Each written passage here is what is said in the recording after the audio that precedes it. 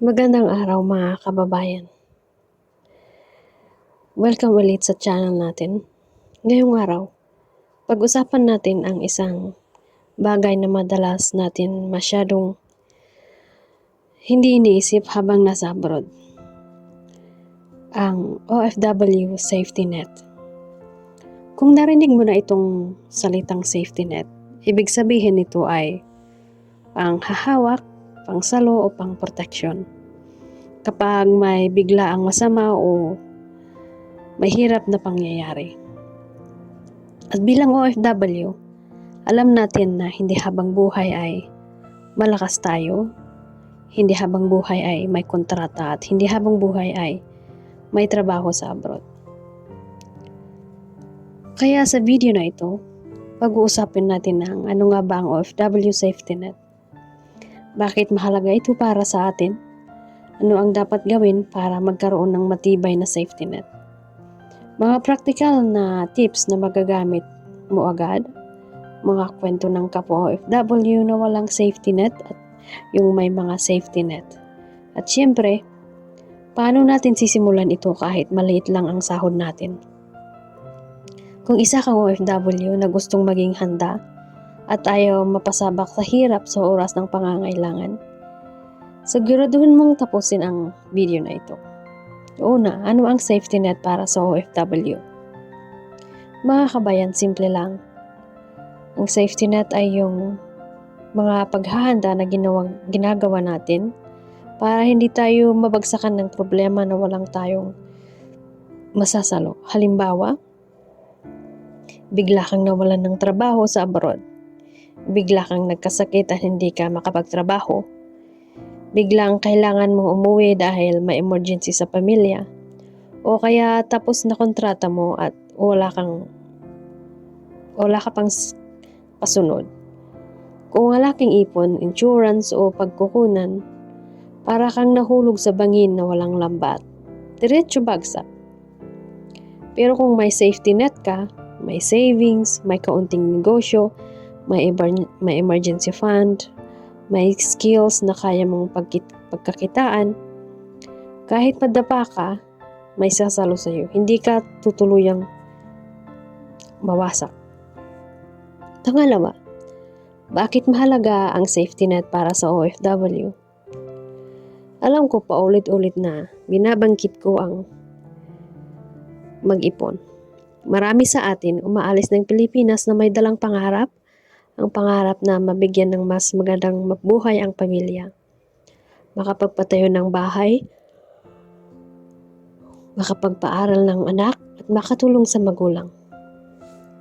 Pero ang nakakalungkot, maraming OFW ang umuwi rin ng wala. Bakit? Dahil walang safety net. Ilang dahilan kung bakit mahalaga ito. Hindi permanente ang trabaho natin sa abroad. Laging may risk na hindi ma-renew ang kontrata or kalusugan kapag nagkasakit ka, wala kang sahod. Pag uwi, darating ang panahon na kailangan nating bumalik sa Pilipinas for good. Protection sa pamilya, kapag may safety net ka, hindi lang ikaw ang ligtas kundi pati pamilya mo. Kung tutuusin, safety net, siguradong kinabukasan. Pangatlo, ano nga ang uri ng safety net na kailangan ng isang OFW? Una, emergency fund, at least 6 months ng gastusin. Para kang mawalan ka ng trabaho, hindi ka agad uutang.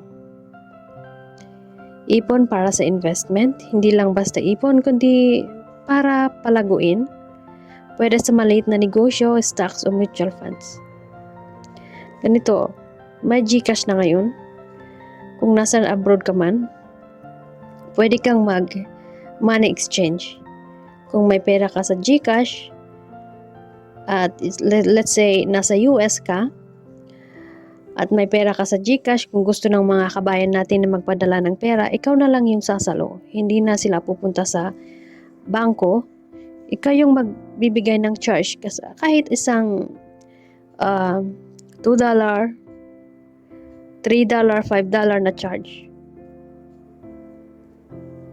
Ganito yung karamihan na racket ng mga Pinoy na ngayon. Isa ako doon. So, pangalawa, ipon para sa investment. Hindi lang basta ipon, kundi para palaguin. Pwede sa maliit na negosyo, stock o mutual funds. Marami na ngayon sa GCash. Pwede kang mag-invest doon ng stocks, mutual funds. Insurance, life at health insurance. Protection para sa pamilya.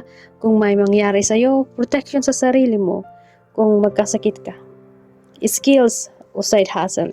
Ito yung lumalabas na digital products. Kailangan marunong kang kumita kahit wala ka sa trabaho, pwedeng online business, freelancing, kahit simpleng buy and sell, dropshipping, digital marketing, retirement plan, hindi habang buhay ay malakas tayo, kailangan isipin ang pagtanda. Business safety net, maliit na negosyo na nagsisimula habang nasa abroad ka pa para may uuwian kang pagkakitaan. Yun yung sinasabi ko. Pang-apat, mga pagkakamali ng mga OFW. Marami sa ating mga kababayan ang nagkakamali sa mga bagay na ito. Padala lang ng padala, halos lahat ng sahod padala sa pamilya, wala nang natira para sa sarili. Walang ipon, akala kasi natin tuloy-tuloy ang trabaho. Walang plano, hindi iniisip kung anong gagawin pag-uwi. Lifestyle inflation, habang tumataas ang sahod, tumataas din ang gastos. Bili ng bagong phone, damit, gadgets. Panglima, paano gumawa ng safety net? Step by step, ito. Una, gumawa ng budget. Alamin muna saan mapupunta ang sahod mo. 50% sa pamilya, padala, bills, needs. 20%, ipunin emergency fund. 20% investment o business. 10% o 5% luho o personal. Pangalawa, gumawa ng emergency fund. Ang target, at least 3 to 6 months expenses. Kung sahod mo ay $3,000 or 4,000 Hong Kong dollar or 1,000 Singapore dollar at gastos mo ay 2,000, kailangan mo ng 12 para sa 6 months. So, mag-invest sa sarili, mag-aral ng freelancing, online selling, yun yung sinasabi ko na digital market. Ito ang safety net na hindi mananakaw. Pang-apat, magtayo ng maliit na negosyo. Huwag hintayin makauwi bago magnegosyo, simulan na kahit maliit. Online shop, digital products, buy and sell. Kung may trusted friend ka sa Pilipinas, i-hire mo siya. Siya yung mag-umpisa ng business. Ito, insurance at protection. Magkaroon ng basic life insurance at health card. Pang-anim, ang kwento ng OFW. OFW na walang safety net. Si Ate Liza, 15 years na sa Middle East, padala dito, padala doon, walang ipon. Nang magkasakit siya, umuwi na walang pera. Nagsimula ulit sa zero. Ito naman ang OFW na may safety net. Si Kuya sa US, 8 years, every month nag-iipon. Kahit maliit lang, nag-invest sa maliit na online business.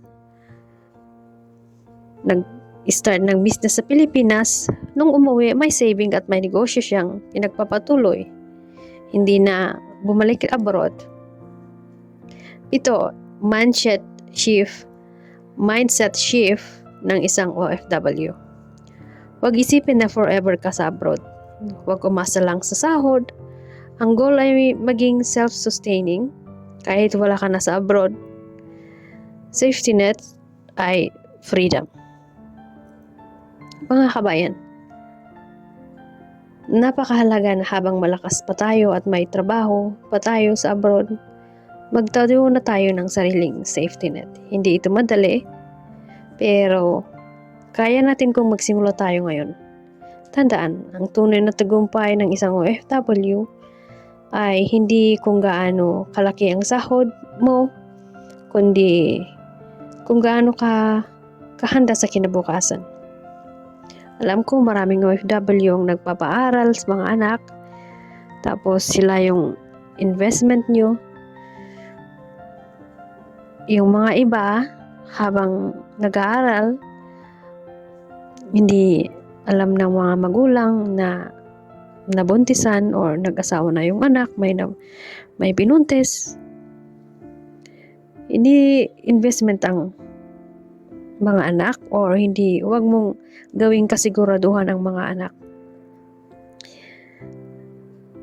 Ito yung palagi kong sinasabi. Sarili mo, unahin mo yung sarili mo. Mag-ipon ka para sa sarili mo. Pay yourself first. Save with intention. Mag-start ng negosyo. Kahit maliit. Kahit yung mga food cart lang. Basta may puhunan ka, basta may pera ka, umpisahan mo na ngayon. Salamat sa pakikinig at panunood, mga kabayan. Lagi kong sinasabi, mag-ingat ka sa trabaho, mag-ingat ka sa savings, mag-ipon with intention. Bye for now.